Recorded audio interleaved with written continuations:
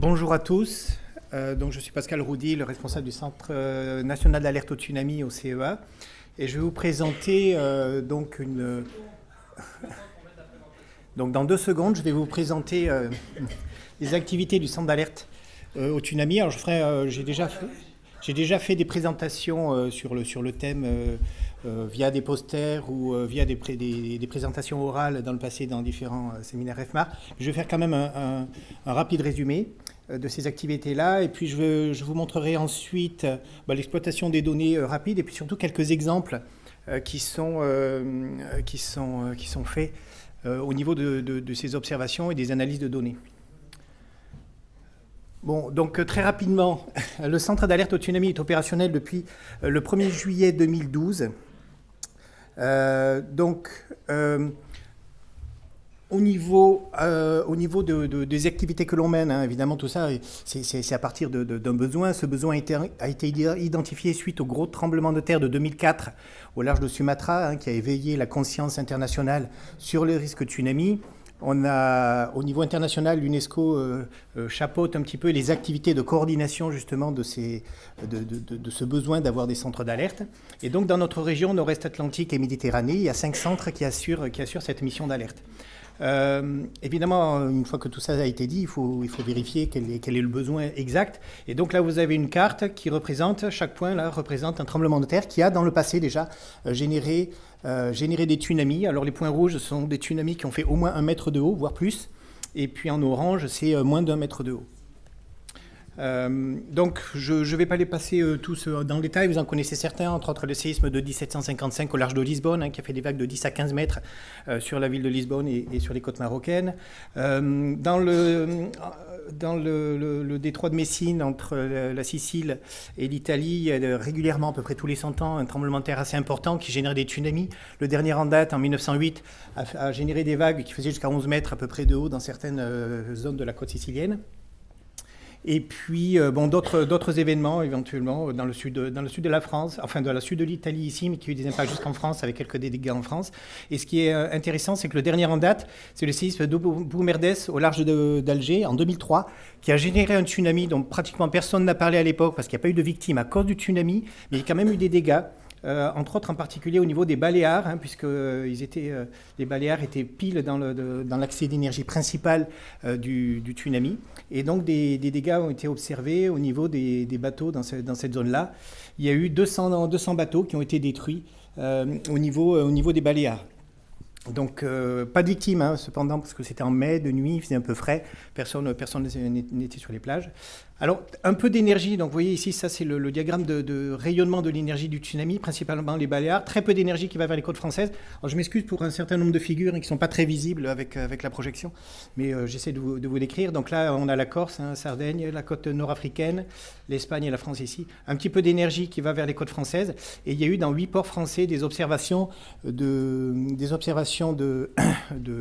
montée et descente du niveau de la mer d'environ 1,50 m à 2 mètres, avec quelques embarcations à l'époque qui avaient été endommagées. On n'a pas forcément tous les dégâts qui ont été enregistrés, parce que ça c'était en 2003, et donc c'était juste un petit peu avant le tremblement de terre de Sumatra en 2004, qui a éveillé un petit peu la conscience internationale sur ce problème-là, et ce qui fait qu'il y a beaucoup de gens qui ont eu des dégâts sur leurs embarcations, sur leurs bateaux, et qui pensaient à une petite vague scélérate, à éventuellement un coup de vent, ou un hors-bord qui était passé un petit peu trop près. Bon.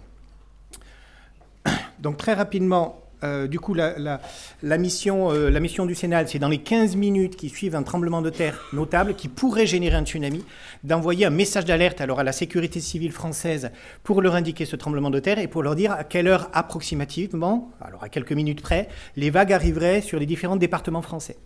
Mais le Sénat est également une mission internationale, et donc dans ces mêmes 15 minutes-là, on transmet une information à nos partenaires internationaux. Donc là, tout pays de la zone Nord-Est Atlantique et Méditerranée peuvent faire une demande d'abonnement aux messages qui viennent du CNALT. Et donc, on envoie à ce moment-là, dans ces mêmes 15 minutes-là, une information sur l'événement et sur le temps d'arrivée du tsunami sur les côtes concernées. Donc là, chaque pays qui s'abonne peut donner un certain nombre de points géographiques indiquant à quel endroit le CNALT doit donner une information sur le temps d'arrivée du tsunami dans cette zone-là. Et puis derrière, on vérifie que le tsunami est bien en train de se propager. Donc tout ça, hein, c'est par précaution, on va dire. Le séisme est assez fort et dans une zone où il pourrait générer un tsunami. Ensuite, dans les minutes qui suivent, le tsunami est généré ou non. La taille peut être variable selon le type de source sismique. Et derrière, on vérifie évidemment si le tsunami se propage. Et donc pour ça, on a besoin de stations marégraphiques sur toutes les côtes sur lesquelles le tsunami va arriver, le plus près possible, évidemment, de la source du tsunami pour pouvoir le détecter au plus tôt. Et une fois cette détection faite, on transmet des messages complémentaires aux différents destinataires nationaux et internationaux pour leur dire oui, il y a bien un tsunami qui est en train de se propager et il atteint à peu près telle hauteur. Donc on confirme l'alerte, voire on la révise selon le type de dégâts qu'on a pu observer. Voilà, donc vous avez compris, hein, pour le centre d'alerte, nous avons du personnel, des logiciels, des infrastructures, avec du personnel formé. Nous utilisons des réseaux sismologiques d'abord pour détecter le tremblement de terre qui va générer le tsunami, marégraphiques ensuite pour détecter le tsunami qui est en train de se propager à la surface de l'océan. Et une fois que tout ça c'est fait, on fait ce qu'on appelle l'alerte montante vers la protection civile française et nos partenaires internationaux qui, eux, assurent l'alerte descendante vers les autorités locales et vers les populations. Et donc tout ça, l'envoi de l'alerte se fait en moins de 15 minutes. Et derrière, évidemment, l'alerte descendante prend en compte le fait qu'il faut mettre en sécurité les populations et éventuellement les biens. Alors, pour ce qui nous intéresse ici, donc c'était l'utilisation des données marégraphiques. Alors, je ne sais pas ce que vous arrivez à voir avec la projection, mais donc là, vous voyez, il y a des toutes petites indications des différentes stations marégraphiques qu'on utilise au niveau du CNALT. Uniquement les stations CHOM, par exemple, qui sont sur le pourtour des côtes françaises, on en a une quarantaine à peu près. Et ces stations sont vraiment très bien pour nous parce qu'elles sont en temps réel, avec un pas d'échantillonnage vraiment très bon, c'est-à-dire d'1 seconde par rapport à la plupart des autres stations marégraphiques. Et surtout, il y a un délai de transmission et que l'on récupère au niveau du CNALT d'environ 10 secondes.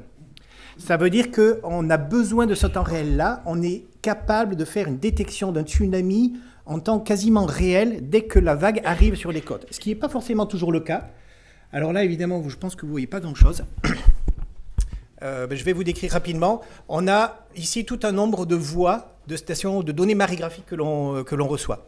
Alors, celles que vous voyez bien, finalement, ce sont les données du CHOM. Alors, on les voit bien parce que c'est des données à 1 seconde. Et donc, il y a beaucoup d'échantillons, il y a beaucoup de points qui sont représentés sur le graphe. Pour les autres stations ici, on les reçoit via, par exemple, le site de Véliz, hein, de l'IOC, qui collecte les données marégraphiques. Et ce qui est intéressant ici, ça, c'est le temps réel. Donc ça, c'est une prise de vue que j'ai fait avant-hier. C'est le temps réel. Et on voit que les données CHOM arrivent ici jusqu'au temps réel. Pour les autres stations, alors évidemment, vous ne voyez pas grand-chose, mais elles s'arrêtent jusqu'à 20 minutes à 25 minutes avant. Ça veut dire que pour la détection du tsunami qui est en train de se propager, dans certains sites, on ne peut le voir sur l'instrument que 25 minutes après que le tsunami ne soit arrivé sur le site. Donc pour une propagation, par exemple, qui traverse la Méditerranée de 1h15, 25 minutes, c'est vraiment très long pour pouvoir confirmer ou vérifier ce qui se passe effectivement. Donc une petite carte sur les résultats du CNALT depuis le 1er juillet 2012 où on est rentré en opération. Donc on a 45 événements qui ont fait l'objet d'une diffusion d'une information auprès des autorités nationales et également auprès de nos partenaires internationaux pour tout ce qui est Méditerranée occidentale et Atlantique Nord-Est ici. Les points rouges, là, ce sont les 4 derniers événements. Alors je dis 4 parce qu'en fait, là, il y en a eu 2 à quelques minutes d'intervalle. Les 4 derniers événements qui ont fait l'objet d'une diffusion d'informations. Alors on a différents niveaux d'alerte. Hein. L'information qui veut dire oui, il y a eu un gros tremblement de terre, mais il n'y a aucun risque de tsunami. Là, c'est très important d'envoyer ça à la sécurité civile pour éviter par exemple des effets de panique. Quelqu'un qui ressentirait un tremblement de terre en bord de côte et qui sait qu'un tsunami est généré par les tremblements de terre, il pourrait prendre la fuite par exemple et annoncer ça autour de lui. Il y a des effets de panique, vous connaissez la plupart des plages, hein. Il y a 200 mètres de plage, un escalier qui fait 1 mètre de large, tout le monde qui se précipite dessus, ça pourrait faire des victimes à cause de ça, alors qu'il n'y aurait pas besoin de le faire. Ce qui fait que les autorités locales sont au courant qu'il y a un gros séisme et une alerte jaune, ça veut dire pas de risque et ils peuvent calmer les esprits si jamais il est besoin. Et puis une seule alerte orange, donc en 2016 ici, qui était juste au-dessus de la limite, magnitude 6,2, et qui a effectivement généré un tout petit tsunami de quelques centimètres sur les côtes espagnoles et marocaines. Alors derrière tout ça, évidemment, on transmet des messages d'alerte, mais on a également des produits qui nous permettent de vérifier l'état de la mer. Alors, sur des bases de scénarios, donc ça, ce sont des scénarios composites à partir du tremblement de terre qu'on est en train d'observer, par exemple ici. Donc ça, c'est les matrices de décision initiale. Et puis derrière, on a des bases de scénarios qui nous permettent d'évaluer un petit peu plus finement, selon la magnitude de l'événement, donc la hauteur d'eau. On fait également des calculs directs à partir de la source, dès qu'on la connaît un petit peu plus finement, des calculs directs de hauteur d'eau à l'intérieur du bassin. On fait des calculs, comme je vous disais tout à l'heure, de propagation des vagues du tsunami sur les côtes. Donc là, chaque couleur correspond à un pays. On peut rajouter des données en fonction des demandes des pays, des points en fonction de leurs demandes. Donc on a différents niveaux de zoom. Je passe rapidement. Alors maintenant, je vous montre très rapidement certaines observations que l'on mène sur ces données. Donc là, c'est le séisme d'Alboran, justement, qui a fait la petite alerte orange que je viens de vous montrer. C'était un séisme qui était quasiment en décrochement pur. C'est-à-dire un glissement horizontal au-dessous de la mer. Et en général, ce type de mécanisme ne génère pas de tsunami parce que ça ne soulève pas la colonne d'eau et donc il n'y a pas de vague qui se propage. Ben là, malgré tout, malgré un décrochement quasiment pur, on a eu un petit tsunami qui a été généré et qui a été observé sur les côtes espagnoles. Alors là, ça s'explique tout à fait. C'est-à-dire que le fond de la mer, en fait, il n'est pas complètement plat. Il y a des montagnes, des petites collines, etc. Ben, quand ça bouge, ça entraîne également une partie de la colonne d'eau. Donc là, vous n'allez pas voir grand-chose, mais il y a un signal marégraphique qui descend comme ça, des toutes petites ondulations. Donc on voit à peine, c'est quelques centimètres, 2-3 centimètres de vagues de tsunami. Par contre, quand on fait des traitements, des sonogrammes, du spectro, quand on fait un peu de filtrage, eh bien on voit effectivement le tsunami qui ressort à l'intérieur du signal. Alors, pourquoi est-ce qu'on regarde quand même des tsunamis qui sont tout petits comme ça, qui n'ont pas vraiment d'effet? C'est qu'un tsunami qui ferait quelques dizaines de centimètres peut avoir des effets. Même si ça ne rentre pas dans les routes, même si ça ne rentre pas à l'intérieur des terres, on a quand même ce type d'effet qui pourrait avoir lieu sur les plages. Dès que le tsunami rentre dans la plage, alors c'est quand même un courant fort, on est à 30, 40, 50 km dès qu'on touche les plages.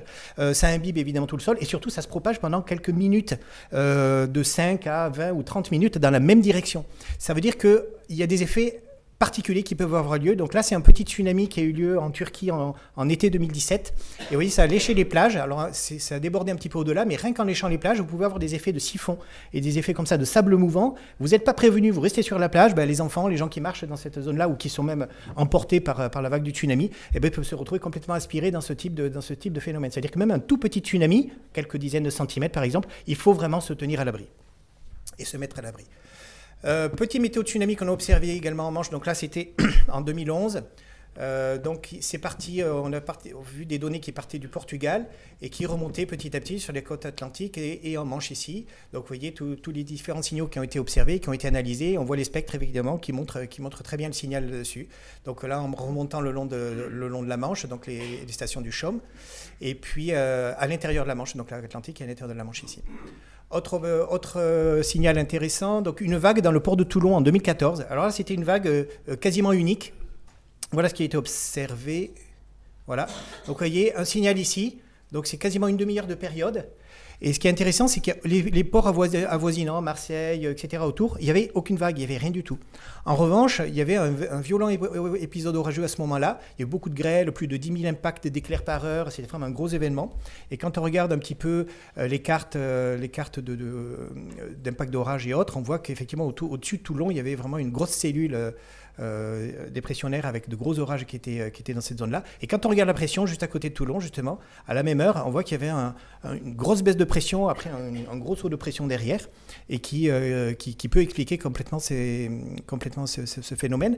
Alors quand on regarde de façon plus large en Méditerranée, là, il y avait pas mal de cellules orageuses à ce moment-là.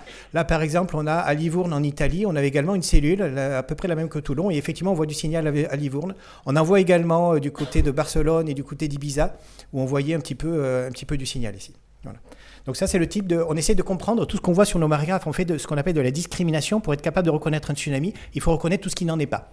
Et donc, dans ce cadre-là, voilà ce qu'on fait au niveau identification. Et puis, pour finir, un météo tsunami qui a été observé l'an dernier en Méditerranée occidentale.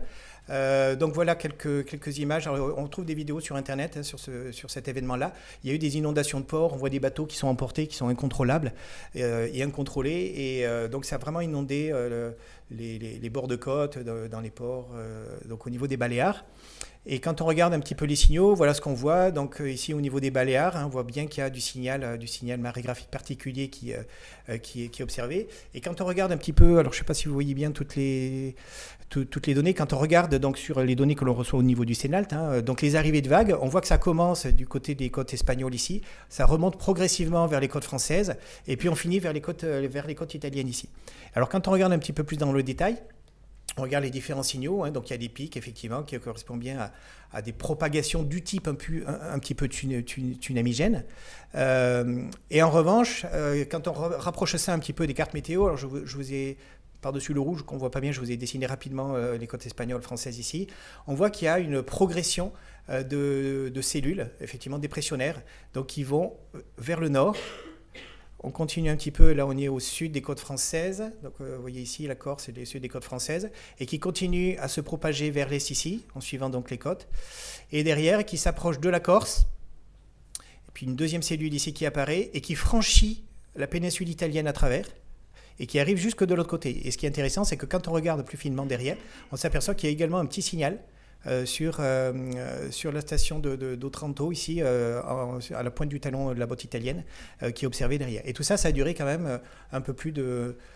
une bonne journée, puisque on commence à peu près le 15 du côté des côtes espagnoles. Et donc tout ça, c'est un travail qu'on fait en continu quand on a des signaux particuliers sur les marégraphes. On essaie de les apprendre, de les comprendre, et donc on suit les événements, on essaie vraiment de les comprendre, de façon à pouvoir faire de la discrimination et être capable de reconnaître un tsunami de quelque chose qui n'en est pas.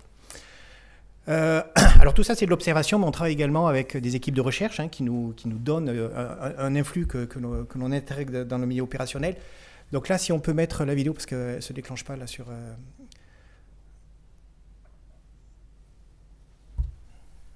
Voilà. Donc là, c'est un tsunami qui a été généré au Groenland en 2017 suite à un éboulement d'un flanc de montagne. Et donc il y a un tsunami qui a été observé, qui a fait des dégâts dans une ville, je ne prononcerai pas le nom en groenlandais, hein. Mais donc sur une petite ville ici qui a emporté des maisons qui se sont retrouvées emportées complètement dans les fjords. Il y a eu quelques victimes. Et ça a été enregistré par une station sismologique qui était installée sur place, où on voit très bien le signal de l'éboulement, le signal de propagation des ondes sismiques ensuite. Et puis on voit également au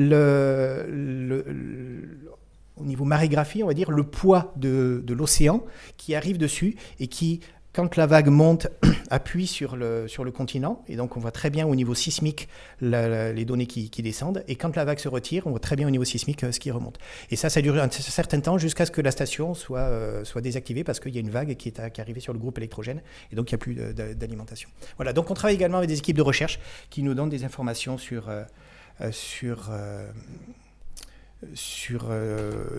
tout ce qu'on pourrait étudier, et puis rajouter au niveau opérationnel.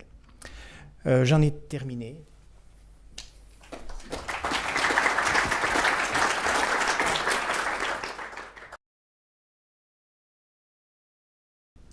Oui, bonjour, Pascal Ledu du Chaume.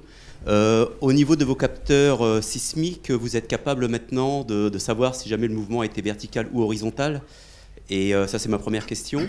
Et ma deuxième question, est-ce que vous savez ce qui a été fait au niveau de la sécurité civile sur comment, justement, après une alerte de tsunami, quand je me promène sur les plages de Méditerranée, etc., je ne vois pas de panneaux significatifs qui disent, bah voilà, il faut aller dans tel endroit, etc. Et je voudrais savoir ce qui a été fait, justement, au niveau de la sécurité civile, à ce niveau-là, au niveau prévention. Est-ce qu'il y a des endroits qui sont spécifiés pour... est-ce qu'il y a une continuité au niveau de la sécurité civile? Je comprends. Donc pour la première question, au niveau ce qu'on appelle le mécanisme au foyer, la façon dont a rompu la faille sismique, savoir si ça va soulever effectivement la colonne d'eau ou pas, pour faire le calcul et retrouver cette information-là, il faut des ondes sismiques qui sont représentatives de la taille de la faille. C'est-à-dire ces ondes sismiques qui sont un peu plus longue période et qui se propagent un petit peu moins vite à l'intérieur du sol que les premières ondes qui nous permettent de détecter très rapidement le séisme. Typiquement, un séisme qui aurait lieu du côté de Boumerdès, nord-Algérie, les ondes sismiques traversent la Méditerranée et la France en 3 minutes.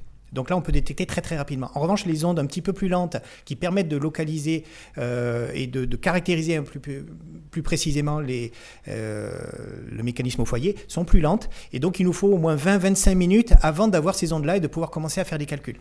Ce qui fait qu'au-dessous d'une demi-heure, pour l'instant, on a du mal encore à avoir des solutions fiables du mécanisme au foyer pour déterminer. Et comme nous sommes dans des bassins qui sont relativement petits, alors ça on met l'Atlantique un petit peu de côté parce que la plupart des sources atlantiques pour les côtes françaises sont un petit peu plus éloignées, mais en Méditerranée on est vraiment très proche, puisque je vous dis en 1h15 on traverse complètement la Méditerranée. On ne peut pas se permettre d'attendre 30 minutes, 40 minutes avant de dire oui on va effectivement déclencher cette alerte parce qu'on estime que là le mécanisme au foyer est suffisamment important. Donc on est capable de le faire, il nous faut bien 30 minutes maintenant pour avoir des solutions qui commencent à être fiables pour un événement un petit peu fort. Mais on ne peut pas attendre ces 30 minutes pour déclencher l'alerte. Par ailleurs, on a déjà des exemples de mécanismes qui ont généré des tsunamis, bien qu'ils étaient en mécanisme décrochant. Je vous parlais tout à l'heure de celui au large de l'Espagne, mais pas uniquement. Le séisme de Palu en Indonésie fin septembre, qui a fait un tsunami et pas mal de victimes, dont vous avez entendu parler certainement, mais c'était un mécanisme purement décrochant. Sauf qu'il était très proche de la côte, et en fait, la côte a emporté l'océan avec elle, et donc il y a eu les vagues qui ont été générées telles que ça. Ce qui fait que le mécanisme donne une indication sur qu'est-ce qu'on va voir derrière, mais ce n'est pas complètement suffisant. Voilà, donc ça c'est la première question. Deuxième, c'est pour l'alerte descendante. Donc nous, on envoie l'alerte montante vers la sécurité civile. Ensuite, il y a l'alerte descendante. Donc la sécurité civile travaille en permanence avec les autorités locales. Et en fait, il y a des villes qui ont vraiment pris en charge cette thématique, cette problématique de transmission de l'alerte vers les populations. Je pense particulièrement à la ville de Nice ou voire la ville de Cannes, qui justement se met en position de pouvoir réagir très rapidement. Ils ont fait des exercices en local, par exemple, pour voir les meilleurs chemins d'évacuation possibles. Et donc, ils ont fait des exercices en interne, alors sur initiation d'un message fictif du CNALT, transmission à la sécurité civile, donc à Paris, qui transmet au niveau des autorités locales. Et la ville de Nice a pris en charge justement tout ce qui est exercice, détermination des voies d'accès, voilà. Et donc ça fait vraiment tache d'huile. C'est vraiment, de toute façon, c'est au niveau des autorités locales que ça doit être pris, parce que c'est eux qui connaissent mieux où on peut regrouper des gens, quels sont les meilleurs parcours, par exemple, pour éviter d'encombrer certaines voies de secours, certaines voies de transmission des urgences, par exemple. Voilà. Donc ça, c'est un processus qui est vraiment en cours. Et par contre, au niveau de la sécurité civile vers les autorités locales, là, il n'y a aucun souci. Là, c'est transmis rapidement. C'est vraiment au niveau après très local où les mairies doivent mettre en place tout ce qui va bien pour transmettre vers la population. Oui, bonjour. Éric Langlois, DGA. Je voulais savoir s'il y avait des coopérations ou du partage de savoir-faire technique de détection avec les autres centres d'alerte méditerranéens. Alors, il y a une coordination internationale qui est effectuée, qui est chaperonnée par l'UNESCO, la COI. Et donc, en fait, tous les centres d'alerte au tsunami de la zone nord-est Atlantique, Méditerranée et mer adjacente se réunissent très régulièrement et coopèrent entièrement pour s'échanger des données, pour s'échanger des méthodes, par exemple, pour s'échanger des informations sur le contenu des messages alertes, quelle est la meilleure façon de transmettre une alerte, par exemple. Et donc là, on coopère entièrement. Et entre autres, on coopère également pour les zones de surveillance. Par exemple, sur notre zone, on est 5 centres d'alerte en tout. Donc il y a le Portugal, il y a l'Italie, la Grèce et la Turquie en plus de nous. Le Portugal assure la surveillance de l'Atlantique nord-est, comme nous. Et ce qui fait qu'en fait, il y a une petite redondance. Donc un pays style l'Espagne, par exemple, qui n'héberge pas de centre d'alerte, peut demander au Portugal et à la France de lui envoyer ces messages d'alerte, ce qui fait qu'il y a un des deux centres qui a un problème technique, ce qui pourrait arriver, il reçoit au moins un message. Et puis il a deux informations qu'il peut confronter également pour se rassurer sur le résultat. Donc il y a une vraie coopération entre toutes ces démarches, on va dire. Et par ailleurs, au niveau coordination, justement, on a déterminé des critères d'accréditation qui permettent de dire qu'un centre d'alerte est digne de pouvoir transmettre une alerte. Au sens efficacité, au sens durcissement, au sens qualité des résultats, etc. Et donc ça, c'est ce système d'accréditation dans notre région est unique au monde. Il n'y a aucun autre, pour l'instant, groupe de coordination sur les tsunamis, ni dans le Pacifique, ni dans les Caraïbes, ni dans l'océan Indien, qui n'a mis en place un système d'accréditation. On est le seul endroit où l'avoir fait. Et donc tous nos centres sont passés au niveau accréditation. Le Portugal est en processus de le passer. Voilà. Oui, bonjour. Étienne Poirier, à l'Université de La Rochelle, service SONEL, observation du niveau des eaux littorales. Je voulais vous demander si le CEA s'occupe de la prévision comme ça des tsunamis. C'est peut-être aussi pour le risque au niveau des centrales nucléaires. Est-ce que vous pouvez nous dire combien il y a de centrales nucléaires en France qui potentiellement peuvent être affectées par un tsunami ? Alors l'activité du CEA pour le système de surveillance au tsunami n'a rien à voir avec aucune autre activité. Si l'État français nous a choisi pour l'assurer, c'est parce que le CEA est implanté dans le Pacifique depuis déjà plusieurs dizaines d'années pour la surveillance au tsunami, pour la surveillance de la Polynésie française.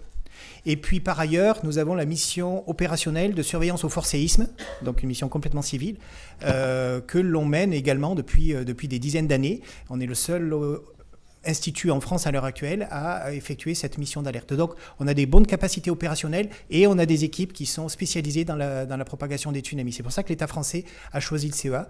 Et donc la partie surveillance au niveau des centrales nucléaires n'a rien à voir avec notre activité.